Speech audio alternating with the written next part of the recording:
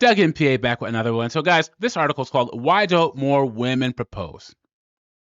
And this author is going to tell us why more women don't propose. I could make this a real quick video and say women hate rejection, and women are chicken when it comes to rejection and intersexual dynamics between men and women. That's it. Like the video, subscribe. No, I'm just playing.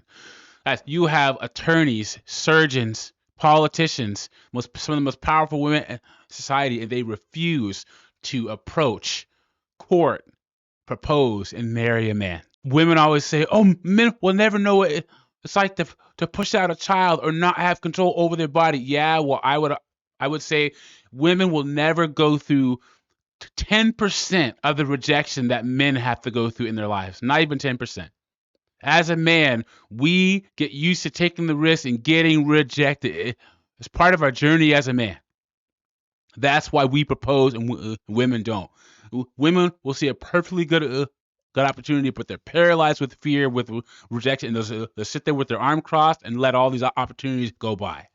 So we're going to get into this article. Before I do that, like the video, subscribe to the channel. I really appreciate it. It shows you support me and what I'm doing over here. And let's get into this article. Why don't more women propose? Rebecca Kendall, a New York City public school teacher, used her February 2021 break to do something few women ever get to do. She proposed to her boyfriend, Bilig Bayar, an assistant principal at a different New York City school, on a beach at a resort in Jamaica. "I got down on one knee, did the whole thing," says Kendall. Guys, put in the comments what she would do if a woman that you were seeing proposed to you. Put in the comments, because I'm curious to know. She has scoped the perfect spot while Bayar was at the gym, set up her phone to take pictures under the pretense she wanted vacation snaps, and bought a fancy watch to give him instead of a ring. "I really have the element of surprise on my side," she said. "He had no expectation of it, and he was just shocked and so elated, and it was really special and really fun. He said yes." She shared her plans with her friends beforehand, and the reaction was muted. Guys, I've seen women react like, "Oh, you proposed to your man? How do you know he's going to stay with you if you're the one that proposed?" And you could easily flip that on women. How are men supposed to know if women are going to stay? Women are perfectly fine with men taking all the risk in intersexual dynamics between men and women. They didn't try to talk me out of it, but they definitely didn't have the reaction that I would have liked, says Kendall. They were like, that's so you, like, good for you. She told her mother in advance, but not her father. "I didn't really know the protocol on how to ask you for my own hand in marriage to give to someone else," she told him. The process by which men and women meet, mate, and manufacture more humans is undergoing a radical realignment. Half a century, 2/3 of Americans ages 25 to 50 were living with a spouse and a smattering of offspring. Today, that fraction is around 1/3, whereas marriage used to be an institution widely adopted across all socioeconomic levels. Today, it is much more prevalent among people who are wealthy and educated. And that's 100% true, guys. 100% true. Most people that are married make more money than those who don't. St. Kevin Samuels said it himself, "Marriage is becoming a rich person's institution."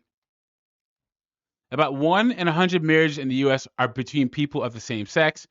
An unknown but growing fraction of them, including the former mayor of New York City, are openly non-monogamous. Yeah, no thanks, man. Are you guys down with the whole open marriage deal? I know I'm not. If I were to be married. But plenty of things about the process of getting married have remained stubbornly unchanged.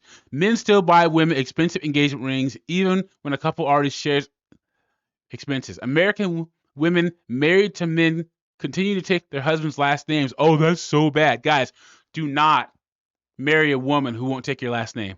And don't let her hyphenate it either. You want to talk about a simp move? The only thing as bad as marrying a single mother is marrying a woman who won't take your last name or will hyphenate the last name. That is a simp move, guys. Don't do it. Continue to take their husband's last name at a rate of 80% to 20%.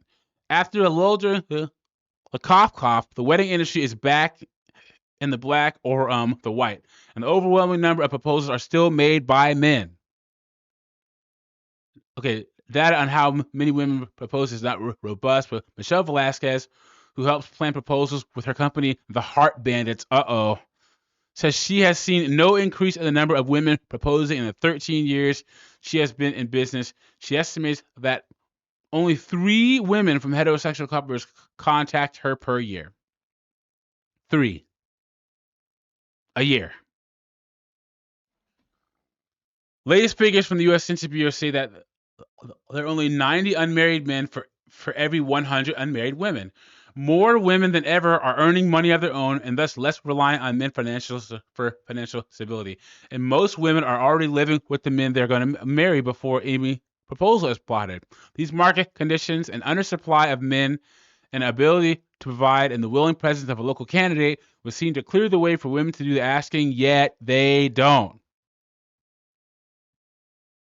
So what prevents a woman who wishes to marry her partner from proposing to him? Is it mortification? Yes. The suggestion that a woman had to force the issue because she was not desirable enough to be chosen?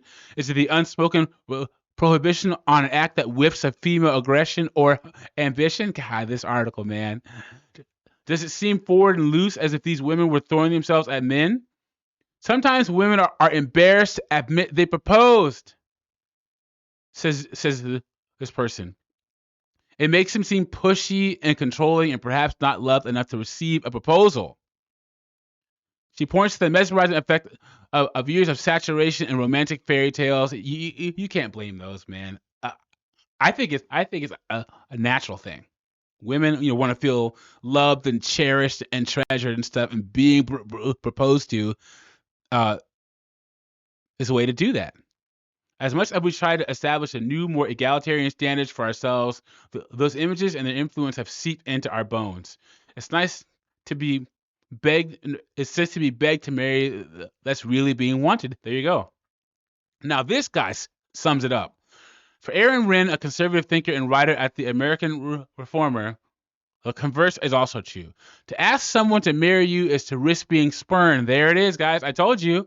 I think men have traditionally always just have this understanding that they have to bear the risk of rejection, he says.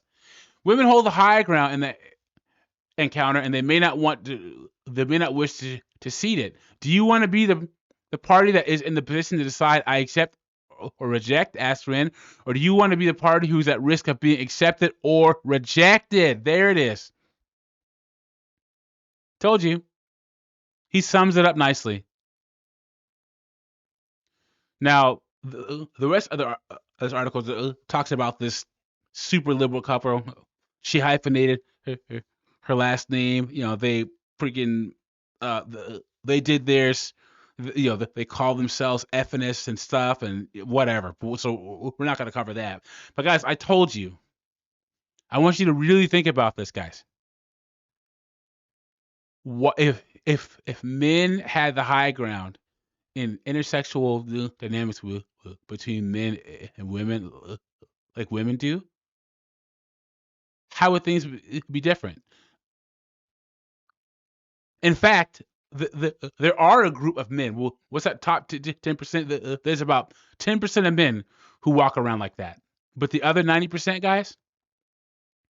Anyway, women do not want to give up their advantageous position when it comes to proposals, and they're not going to. So a bunch of them are just going to be alone, and that's fine. Guys, if you want to get married, most guys are still going to get married. Just make sure that you vet the woman that you're getting married to, and you can afford a divorce and child support.